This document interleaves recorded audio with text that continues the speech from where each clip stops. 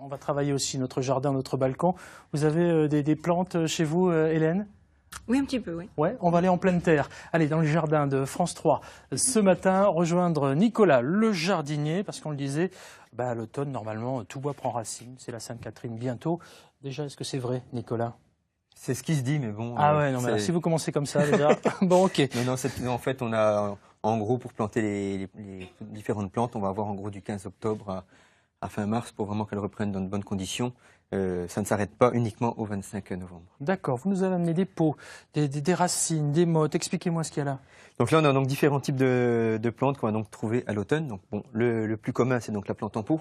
Ouais. Celle qu'on trouve toute l'année. On va vraiment pouvoir la planter toute l'année, sauf période de forte gelée ou de forte chaleur. On la voit, j'espère, là, parce qu'elle est magnifique, là. Oui, voilà. Oui, voilà. Donc ça, là, donc à présent, c'est un forsythia. Donc l'inconvénient après des plantes en pot, c'est qu'elles sont toujours cultivées dans leur pot. Donc au bout d'un moment, elles peuvent être serrées dans leur pot. Donc avant de les acheter, il ne faut pas hésiter à les dépoter pour regarder que les racines ne soient pas serrées. Parce que là, on a un spécimen, on voit là, les racines sont vraiment très très serrées. Donc avant la plantation, il faut bien les griffer, bien les décompacter. Il y a des plantes particulières à choisir là ou pas?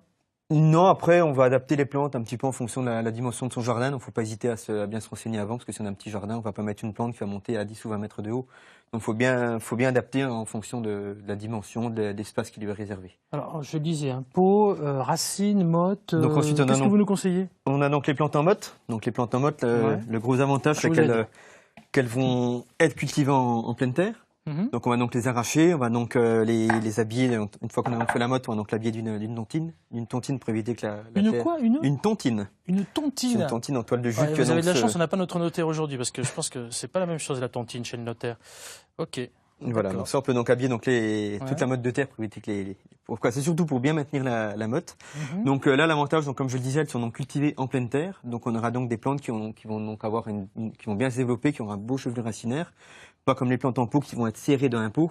Là on a vraiment une plante qui va bien se développer et qui sera moins chère qu'une plante en pot. Ah, ça c'est important. Voilà, ça c'est moins cher dans la mesure où elles vont être cultivées en terre, on les laisse un peu se débrouiller toutes seules, contrairement au pot où il y a beaucoup plus d'entretien. D'accord. Et donc il y a donc également les plantes en racines nues. Donc là on est vraiment dans la bonne période pour les planter.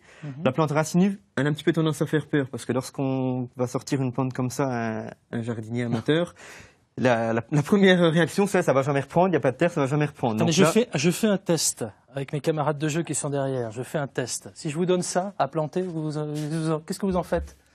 Moi, je plante pas, j'ai pas la main verte.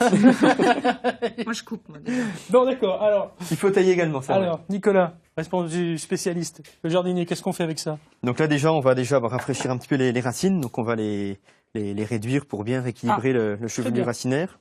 Très bien, j'ai une bonne note là à donner. Et on va également rééquilibrer également la partie aérienne. Donc on va retailler toujours un petit peu. Donc faut pas hésiter à bien rafraîchir. Ah oui, mais c'est bien rafraîchir pour le coup. Hein. On rafraîchit légèrement, on va dire, à l'automne, et au printemps, pour encore couper encore un petit peu plus sévèrement. En fait, il faut arriver à équilibrer en gros la partie racinaire de la partie aérienne. D'accord. Voilà, donc ça c'est vraiment important de toujours bien retailler ce type de plantes. Même les plantes en motte ou en pot, on pourra les retailler un petit peu une fois qu'elles seront plantées. Je le pousse un petit peu, voilà. Non pas que ça soit nous qui faille voir, mais c'est important quand même de voir les détails. Moi je vais peut-être poser une question idiote, mais je me dis l'hiver approchant, si on plante dans une terre un peu froide, ça va pas être génial, quoi. L'avantage, on le plante en automne, la terre est encore un peu chaude. Ouais. Donc, du coup, elle pourra avoir quelques racines. Donc c'est vrai que c'est maintenant qu'il faut le faire. C'est vraiment la bonne période pour le faire. Bon, malheureusement, de plus en plus, les plantations se font au printemps et beaucoup moins en automne. Ça, c'est un petit peu dommage parce que c'est vraiment la bonne période en ce moment. Donc, en plus, le sol est encore un petit peu chaud, donc ils auront bien le temps de commencer à s'implanter, et éventuellement de sortir quelques racines. Et au printemps, elles vont vraiment bien se raciner. Elles seront beaucoup plus résistantes pour la première année, notamment au sec, parce qu'elles seront bien racinées, contrairement à une plante qu'on va planter par exemple au mois de mars ou avril, qui sera beaucoup moins racinée. Le meilleur conseil que vous puissiez donner là, pour ceux qui viennent de nous retrouver et qui se trouvent face au choix entre le pot, entre les racines ou la motte, c'est quoi?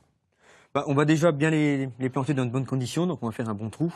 On va améliorer la terre, la décompacter, donc l'améliorer avec du terreau, du fumier bien décomposé. On va également bien adapter le trou en fonction de la taille de la motte. Donc en gros, le double du diamètre par rapport à la motte et à peu près le double en profondeur. Donc ça, c'est important. Donc les plantes en pot, comme je le disais, donc on va donc retirer le pot forcément, bien griffer les racines. Ça, c'est vraiment très important également, parce que si une plante où les racines sont très serrées, si on ne les griffe pas, elle va avoir beaucoup de mal à sortir de nouvelles racines et à bien reprendre. Les plantes en motte, on va surtout laisser la motte intacte, laisser bien la protection autour. Ce qu'il faut faire, en gros, on va les reboucher en gros aux 3/4. On va défaire le nœud qui est autour. Ouais. On va donc retailler légèrement et on va finir de reboucher. On ne retire jamais la tontine avant de... Parce qu'autrement, la motte va se défaire, on va se retrouver avec des plantes enracinées, donc ça, c'est pas l'idéal. Donc on rebouche et on laisse bien la tontine. Et donc on arrose tout de suite ou pas? On va donc faire une cuvette et on va donc arroser abondamment à la plantation. Ouais. Si on a un hiver assez sec, on pourra éventuellement arroser à nouveau. Mais normalement, on arrose une bonne fois la plantation et ensuite on reprendra les arrosages au printemps.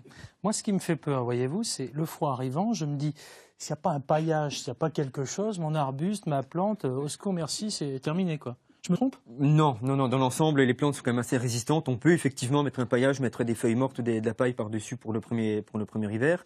Sur les rosiers également, normalement, la grève doit toujours rester hors sol. Mais pour le premier hiver, on peut buter les rosiers sur une dizaine de centimètres pour que la greffe ne s'abîme pas. Mais normalement, toutes ces plantes sont quand même relativement rustiques chez nous, donc il n'y a pas de problème. Parfait, avec un bon tutorage. Et hop là, c'est génial, surtout pour les arbres. Tutorage, c'est surtout pour les arbres. Oui, parce qu'autrement, on se court. Merci Nicolas, notre jardinier. Vous savez que...